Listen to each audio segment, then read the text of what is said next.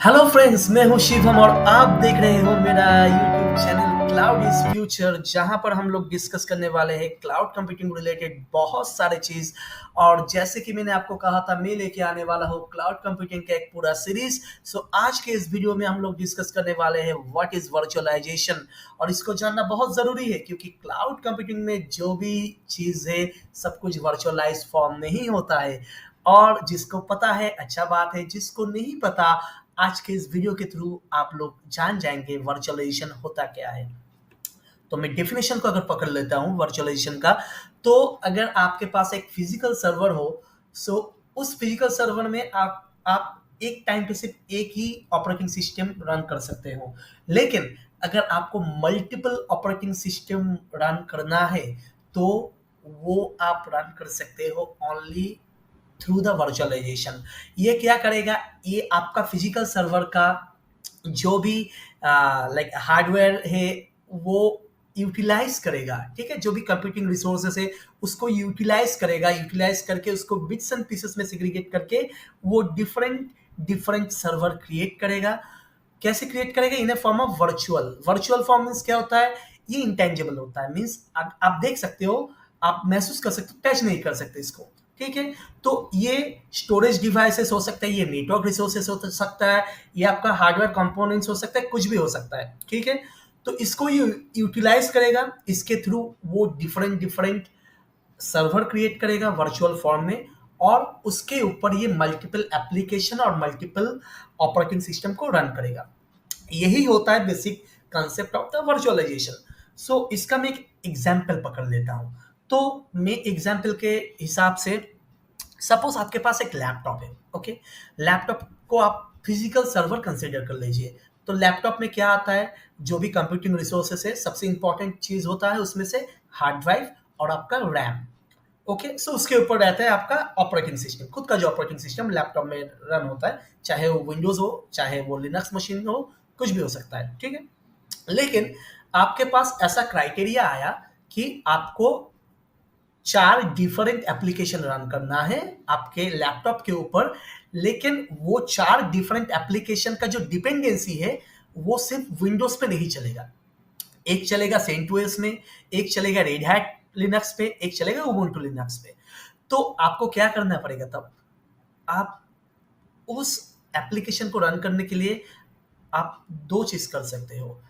एक, आप 4 different laptop ले सकते हो, जो कि आपको बहुत महंगा पड़ जाएगा और यूटिलाइजेशन वैल्यू भी बहुत लाइक वेस्ट हो जाएगा। ठीक है, और आप लोग उसके ऊपर वो 4 डिफरेंट एप्लीकेशन को different different operating system install करके रन कर सकते हो। या फिर क्या कर सकते हो, या आप लोग फिजिकल सर्वर के ऊपर एक चीज को इंस्टॉल करना है जिसको बोलते हैं हाइपरवाइजर। यही चीज, यही एप्लीकेशन, मीन्स यही जो हाइपरवाइजर होता है, यही आपका हार्डवेयर लेवल को वर्चुअलाइजेशन फॉर्म में ट्रांसफर करेगा। ओके, तो हाइपरवाइजर को पहले आपको इंस्टॉल करना है कहां पर? आपका हार्डवेयर के ऊपर। फिर आप different different virtual machine create कर सकते हो, और उस वर्चुअल मशीन के ऊपर आप लोग सेंट ओएस, रेड हैट और उबुंटू, 3 डिफरेंट ऑपरेटिंग सिस्टम को भी इंस्टॉल कर सकते हो, और उसके ऊपर आप लोग एप्लीकेशन को रन कर सकते हो। लेकिन उस पर्टिकुलर 3 वर्चुअल मशीन जो भी हार्डवेयर लेगा, कहाँ से लेगा? मीन्स चाहे वो रैम हो, चाहे वो हार्ड ड्राइव हो, वो लेगा आपका फिजिकल सर्वर, मीन्स आपका जो लैपटॉप है। मीन्स अगर आपका लैपटॉप में 8 GB रैम और 1 TB हार्ड ड्राइव था, मीन्स अगर आप 3 वर्चुअल मशीन क्रिएट किया जिसमें 1 GB रैम और 100 GB करके हार्ड ड्राइव आपने एलोकेट कर दिया वर्चुअल मशीन में, सो आपका 300 GB ब्लॉक हो गया, मीन्स हार्ड ड्राइव, और 3 GB रैम आपका ब्लॉक हो गया। मीन्स अभी आपके पास लैपटॉप में कितना रैम मीन्स पड़ा हुआ है? अभी आपके पास 5 GB रैम है, और आपके पास 700 GB हार्ड ड्राइव भी बचा हुआ है। ठीक है, उसको आप अलग से यूटिलाइज कर सकते हो। लेकिन ये जो वर्चुअल मशीन में एलोकेट हो गया वो ब्लॉक हो गया, उसको आप यूटिलाइज नहीं कर सकते जब तक आप उस वर्चुअल मशीन को डिलीट या फिर टर्मिनेट नहीं कर दिया। तो चलिए आते ये लेफ्ट वाला डायग्राम को देख लेते थोड़ा। ये भी सेम चीज ही यहाँ पर दिया हुआ है थोड़ा ऑर्गेनाइज वे में। जैसे मेरा जो नीचे वाला सबसे नीचे का लेयर आता है वो आता है bear metal. Okay, bear metal किसको कहते हैं? यही सेम मेरा इसका जो हार्डवेयर आता है, हार्डवेयर लेवल को हम लोग कहते हैं बेयर मेटल। बेयर मेटल के ऊपर क्या होता है, बेयर मेटल के ऊपर मेरा हाइपरवाइजर रहता है और उसके ऊपर मेरा मेन ऑपरेटिंग सिस्टम रहता है। फिर उसके ऊपर हम लोग क्या कर सकते हैं, हम लोग different different virtual machine install कर सकते हैं और वर्चुअल मशीन क्रिएट कर सकते हैं और उसके ऊपर हम लोग different different operating system install कर सकते हैं और डिफरेंट एप्लीकेशन भी रन कर सकते हैं। ठीक है, तो क्लाउड में भी सेम चीज ही होता है। मीन्स अगर जब भी आप कोई भी वर्चुअल मशीन क्रिएट करते हो या फिर नेटवर्क डिवाइसेस क्रिएट करते हो, तो वो कहाँ से क्रिएट होता है, वो डेटा सेंटर में जो बड़ा सर्वर पड़ा हुआ है, वो वहां से रैम या फिर हार्ड ड्राइव जो भी लगेगा बियर मेटल, वो वहां से लेता है और उस चीज को वर्चुअलाइजेशन मीन्स वर्चुअल फॉर्म में कन्वर्ट करता है। कौन कन्वर्ट करता है, मेरा ये हाइपरवाइजर कन्वर्ट करता है, फिर आप लोग उसको यूज करते हो।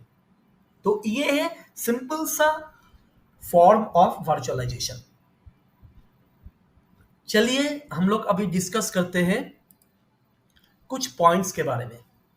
तो इसका क्या होता है, इसका वर्चुअलाइजेशन जब भी हम लोग, तो ये तो चीज मैंने बता ही दिया कि डायनामिक फ्लेक्सिबल है। मींस एक लाइक विंडोज मशीन है तो उसके ऊपर आप लोग डिफरेंट डिफरेंट ऑपरेटिंग सिस्टम भी यूज कर सकते हो। ये भी हम लोग डिस्कस कर लिया कि capacity can be more efficiently utilise. That means क्या होता है कि जब भी हम लोग एक फिजिकल सर्वर को यूटिलाइज करते हैं तो उसका जो भी हार्ड ड्राइव और रैम होता है वो हमेशा फुल यूटिलाइजेशन पे नहीं जाता है। ठीक है, तो वो मेरा आइडल में पड़ा रहता है। लेकिन अगर हम लोग उसको ही डिवाइड कर लेते हैं और डिफरेंट वर्चुअल मशीन क्रिएट करके डिफरेंट एप्लीकेशन रन करते हैं उसके ऊपर, तब वो यूटिलाइजेशन वैल्यू जो होता है वो फुल होता है। ठीक है, quickly add new servers without delay due to procurement और इंस्टॉलेशन। क्या होता है, अगर आपको नया फिजिकल सर्वर क्रिएट करना है, चाहे जैसे मैंने कहा था कि वहां पर आपका क्या है, वहां पर आपका फिजिकल सर्वर लैपटॉप है। ठीक है, अगर आप एक लैपटॉप को कॉन्फ़िगरेशन करना है और उसके ऊपर लिनक्स इंस्टॉल करना है,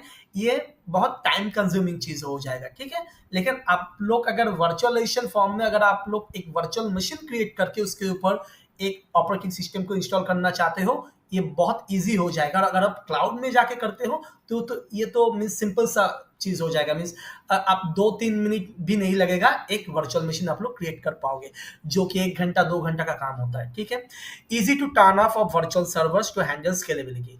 तो आपको जब जरूरत है आप लोग यूज कर सकते हो, आपको जरूरत नहीं है तो आप उस सर्वर को ऑफ कर सकते हो। ये क्लाउड में इजिली पॉसिबल है।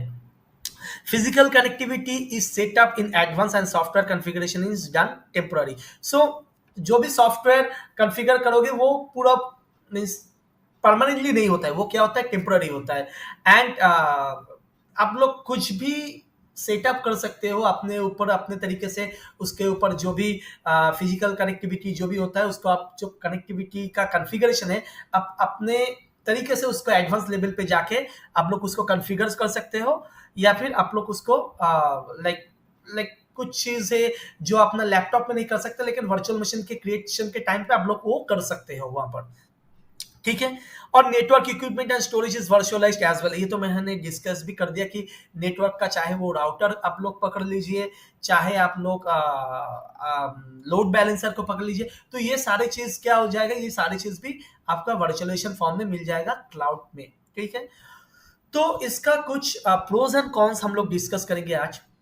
सो बिजनेस रिलेटेड क्या होता है, business related options of more computing resources available on demand. Means आप लोग को जब भी जरूरत पड़ेगा वर्चुअलाइजेशन फॉर्म में अगर है तो आप उसको इजीली ले सकते हो। जब यूज हो जाएगा आप लोग फिर अपने एंड से उसको रिलीज भी कर सकते हो। मींस क्या हो जाएगा, फिर वो मॉडल मेरे पास आ जाएगा। कौन सा वाला मॉडल, प्राइस वाला model, pay as you go model. Okay, elimination of upfront monetary commitment, ये हो गया एक चीज। Ability to pay for computing resources on a short term basis as needed. So ये सारे चीज क्या होता है, मीन्स जो भी हम लोग कमिटमेंट करेंगे और जो भी हम लोग शॉर्ट टर्म बेसिस पे लेंगे, चाहे वो एक दिन के लिए यूटिलाइज किया आपने या फिर 1 घंटे के लिए किया, तो उसके अकॉर्डिंगली आप लोग ने इसके पेमेंट जो है वो पेमेंट किया, ना ज्यादा ना कम। ठीक है, ये हो गया वर्चुअलाइजेशन का एक बहुत इंपॉर्टेंट। लेकिन जैसे अगर आप फिजिकल सर्वर, जैसे मैंने पहले वीडियो में भी कहा था कि फिजिकल सर्वर अगर आप खरीद लेते हो और उसके ऊपर अगर आप काम करते हो, लेकिन जब आपका काम हो गया और वो चीज़ यूटिलाइज़ नहीं हो रहा है, तब उसका वैल्यू जो है, उसका वैल्यू 0 हो जाएगा, मीन्स वो आइडल रहेगा। तो आपका कहाँ पर इम्पैक्ट पड़ेगा? आपका आरओआई, रिटर्न ऑफ इन्वेस्टमेंट पे ये एक इम्पैक्ट पड़ेगा, ठीक है? There are option to acquire compute resources by auctions. So जब हम लोग क्लाउड सीखेंगे तो आपको ये भी पता चल जाएगा कि एक ऑक्शन के थ्रू भी हम लोग वर्चुअल मशीन या फिर जो भी चीज़ है वो ऑपरेटिव इंस्टेंस जो भी है उसको हम लोग ले सकते हैं। जैसे उसको हम लोग कहते हैं स्पॉट इंस्टेंसेस, ऐसा नाम है कुछ उसका, ठीक है? तो वो भी डिस्कस करेंगे। A service centric approach with self service and self manage. So ये क्या होता है, ये आप खुद मैनेज कर सकते हो अपने तरफ से। जो भी आपका कॉन्फ़िगरेशन चाहिए, जो भी आपको सेटअप करना है, जो भी एप्लीकेशन रन करना है, आप खुद कर सकते हो। जैसे मैंने कहा था कि आईएएस मॉडल पे होता है, infrastructure as a service model पे। ओके, सो यहाँ पर टेक्निकल दिक पे मैं अगर देखूंगा, यहाँ पर पार्टीशनिंग जैसे मैंने कहा था कि एक बहुत बड़ा सिंगल सर्वर है, उसको आप लाइक एक सर्वर को आप 10 सर्वर्स में डिवाइड कर सकते हो। सो पहले अगर आपके पास सिर्फ एक सर्वर रन हो रहा था, जो कि एक like suppose 10 terabytes of hard drive था और आपके पास 50 जीबी ऑफ रैम था, सो उसको ही आप डिवाइड करके हर एक वर्चुअल मशीन क्रिएट कर लिया, जहां पर आप 5 जीबी करके रैम एलोकेट कर दिया और आपने 1 टेराबाइट करके आपने हार्ड ड्राइव भी एलोकेट कर दिया वो वर्चुअल मशीन पे। तो इससे क्या होगा, इससे आपका फायदा यही होगा, आपके यूटिलाइजेशन वैल्यू वो बहुत हाई पे रहेगा और मैक्सिमाइज हो जाएगा। आइसोलेशन क्या होता है? आइसोलेशन मीन्स एक वर्चुअल मशीन दूसरे वर्चुअल मशीन के साथ पूरा डिफर मीन्स आइसोलेटेड रहेगा। मीन्स एक वर्चुअल मशीन पे अगर कुछ काम हो रहा है, वो दूसरा वर्चुअल मशीन को पता नहीं चलेगा और वहां पर इम्पैक्ट भी नहीं पड़ेगा, ठीक है? ये होता है। और इनकैप्सुलेशंस भी एक है, you can organise a virtual machine by the service it's offers can be describe as a single file. So ये भी एज अ सिंगल फाइल कुछ इमेज का फॉर्म पे आता है। आप लोग इमेज के तरह से यूज कर सकते हो। जब अगर क्लाउड पे जाएंगे, हम लोग प्रैक्टिकल करेंगे, तब आप लोग देखोगे कि एक पूरा इमेज क्रिएट किया हुआ है, एक एज अ सिंगल फाइल में अगर रन करूंगा तो वो मेरा वर्चुअल सर्वर जो है वो चालू हो जाएगा। इसके लिए मुझे कुछ अलग सा सेटअप और कुछ नहीं करना पड़ेगा, ठीक है? और ये तो डेफिनेटली फ्लेक्सिबल है to accommodate expanding and shifting needs. Okay, और मीन्स क्या होता है, देखिए अगर आप एक वर्चुअल मशीन क्लाउड में यूज कर रहे हो तो वर्चुअल मशीन को आप टाइमली ऑन भी कर सकते हो, टाइमली बंद भी कर सकते हो, ठीक है? ऐसा भी चीज है, आप लोग वहां पर सेटिंग्स कर सकते हो। It should be able to configure and reconfigure. So सब कुछ पॉसिबल है, सिर्फ आपको सही तरीका जानना है और सही तरीके से कॉन्फ़िगरेशन करना है। लेकिन इसका कुछ लाइक कॉन्स भी है। कॉन्स मीन्स इसका डिसएडवांटेजेस क्या होता है?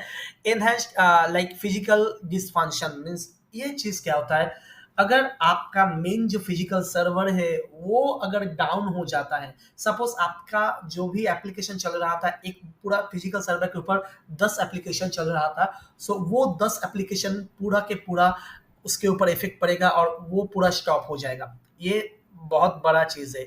Requirements for perfect setup with proper skill set. So अगर आपको वर्चुअल मशीन को सेटअप करना है, इसके लिए आपको स्किल सेट का जरूरत है। मीन्स आपको एक स्किलफुल पर्सन चाहिए जो कि ये काम कर सकता है, आपका वर्चुअल मशीन क्रिएट कर सकता है, ठीक है? मीन्स अगर चाहे आप क्लाउड में भी पकड़ लीजिए, तो क्लाउड में अगर वर्चुअल मशीन क्रिएट करना है, उसके ऊपर लोड बैलेंसिंग लगाना है, उसको कॉन्फ़िगर करना है as a web server, as application server, as a database server, तो एक स्पेसिफिक एसोसिएट चाहिए या फिर पर्सन चाहिए जो जिसको ये काम आता है, ठीक है? कॉम्प्लेक्स रूट कॉज एनालिसिस, कहाँ पर प्रॉब्लम होता है? कॉम्प्लेक्स है ये, बहुत प्रॉब्लम हो जाता है कि अगर आपका एक फिजिकल सर्वर हो, सो उसमें कुछ गड़बड़ी आ गया या फिर कोई भी वर्चुअल मशीन पे गड़बड़ी आ गया, तो उसका जो रूट कॉज एनालिसिस होता है, वो कहाँ से ये मेरा प्रॉब्लम कर रहा है, किस लेयर पे कर रहा है, इसको थोड़ा समझना मुश्किल हो जाता है जब अगर वर्चुअलाइजेशन का फॉर्म पे अगर आप लोग यूज कर सकते हो। लेकिन नॉर्मल फिजिकल सर्वर में आपको इजीली पता चल जाएगा कहाँ पर एरर है, लेकिन यहाँ पर आपको पता नहीं चलेगा कि ये मेरा वर्चुअल मशीन पे एरर है कि ये मेरा मेन वाला फिजिकल सर्वर पे एरर है। तो ये थोड़ा प्रॉब्लम हो जाता है, ठीक है? Estimating the number of VMs as per physical hardware. So कितना हार्डवेयर लगेगा मीन्स फॉर पार वीएम, ये थोड़ा मुश्किल हो जाता है। सपोज अगर आप एक एप्लीकेशन रन करना चाहते हो तो आपको 8 GB रैम लगेगा या फिर 2 GB रैम लगेगा। Sometimes it is really tough to decide कि कितना आपको जो एप्लीकेशन है उसके लिए कितना एलोकेट करना पड़ता है, तो ये थोड़ा मुश्किल हो जाता है, ठीक है।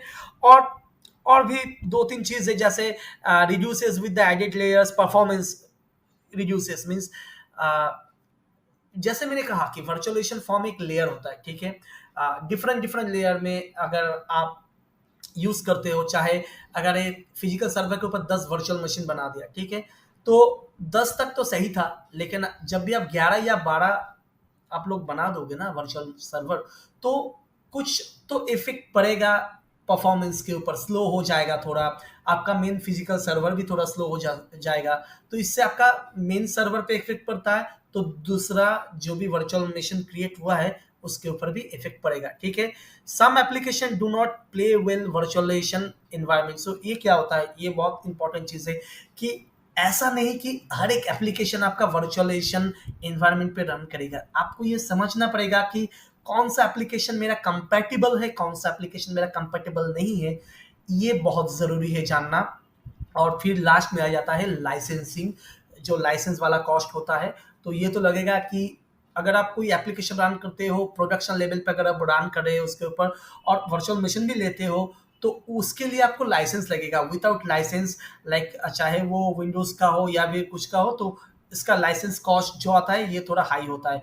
तो इसीलिए अगर आप देखोगे कि वर्चुअल मशीन जो भी ऑन डिमांड पे लेता है क्लाउड में, वो थोड़ा कॉस्टली ही आता है, ठीक है। Costly means normal physical server से अगर आप देखते हो, तो अगर आप मैनेज सही से कर पाते हो तो क्लाउड इज वेरी हेल्पफुल।